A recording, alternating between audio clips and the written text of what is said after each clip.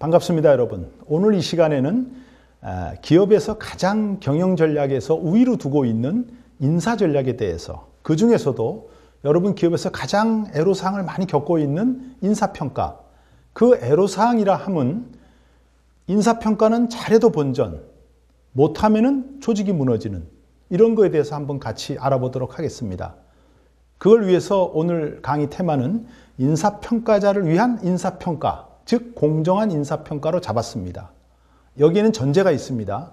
평가의 신뢰성을 확보하고 조직의 공정성을 확보하기 위한 공정한 인사평가가 돼야 된다는 것입니다.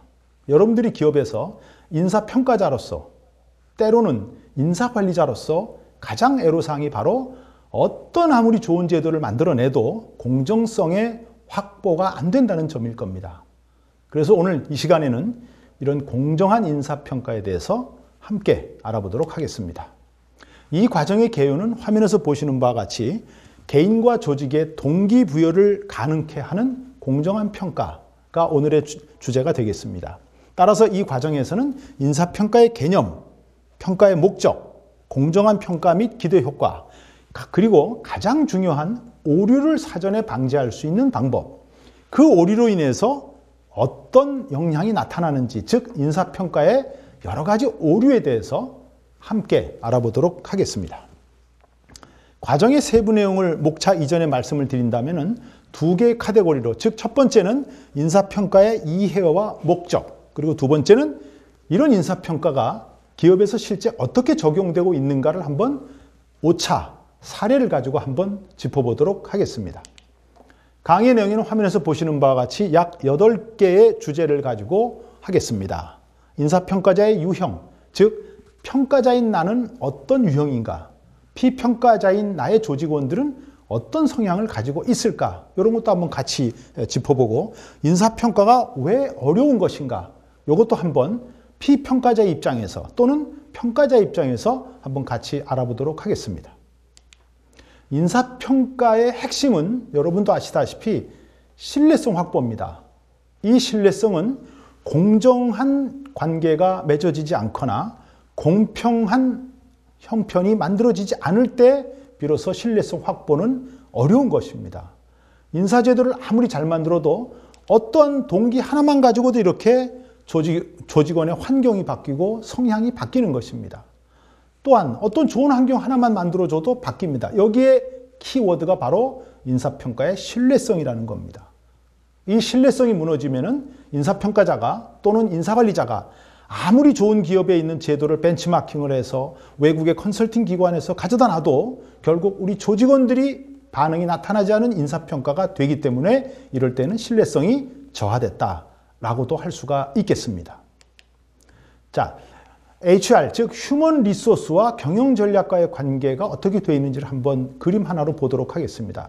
화면에서 보시는 바와 같이 우수한 인력과 신뢰받을 수 있는 기업 문화, 그리고 다이내믹한 조직 구조가 결국은 경영의 목표가 되겠습니다. 저 세 가지가 완성이 돼야 기업의 전략은 완성이 되는 겁니다. 자, HR의 전략적 차원으로 그럼 한번 속으로 깊숙이 들어가 보도록 하겠습니다. 먼저 Great People이라는 말은 일에 대해서 자신감을 가질 수 있고 스스로 진취적이고 창의적인 행동을 할 수 있는 사람을 길러내는 것이 HR의 가장 큰 전략이라고도 하겠습니다. 이것은 바로 내적 동기부여, 즉 스스로 만들어내는 동기부여가 성공 요인이 되겠습니다. 두 번째로는 신뢰받는 기업 문화, 신뢰받는 조직 문화, 이것도 역시 혁신가적 마인드를 가진 사람, 이것도 역시 HR 전략에서 만들어지는 거라고 볼 수가 있습니다. 자, 그리고 마지막으로는 다이내믹한 조직, 역동성이 넘치는 조직도 결국 주체는 사람이라는 겁니다. 그래서 권한을 위임받은 팀, 권한을 위임받은 자가 책임을 왕성하게 지고 함께 조직을 끌어가는 조직, 이것을 양성하는 것이 바로 HR의 우리가 전략이라고도 얘기를 하는 겁니다. 지금 보시는 그림은 경영을 둘러싼 경영 환경적 요인과 경영 자원, 그리고 경영의 성과, 마지막으로 방금 앞에서 말씀드렸던 경영의 주체가 무엇인가, 이것이 바로 인사관리 전략, 즉 인적자원관리 전략이라는 것이 바로 여기서 함수적으로 얽혀 있는 겁니다. 이 속에는 경영의 전략과 경영 조직과 경영 관리가 있는데 결국은 이 세 개의 큰 틀을 움직이는 것은 인적자원 관리라고 얘기할 수가 있겠습니다. 결론적으로 인적자원 관리 전략이라 하면 경영의 주체적 역할을 하고 있는 핵심 역량을 확보하는 데 있다고 보겠습니다. 이런 핵심 역량을 확보하는 데 있어서 가장 중요한 전략이 바로 인사전략. 그 인사전략의 근간을 이루는 것이 바로 평가와 보상.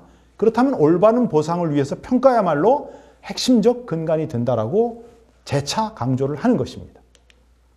자, 인적자원관리의 핵심과 연계성을 5가지로 놓고 본다면은 첫 번째, 인적자원관리를 확보하고, 두 번째, 이들을 교육시키고 개발하고, 인적자원을 유지시키는 소위 HRD 차원에서 교육을 시키는 전략과 마지막으로 보상관리입니다.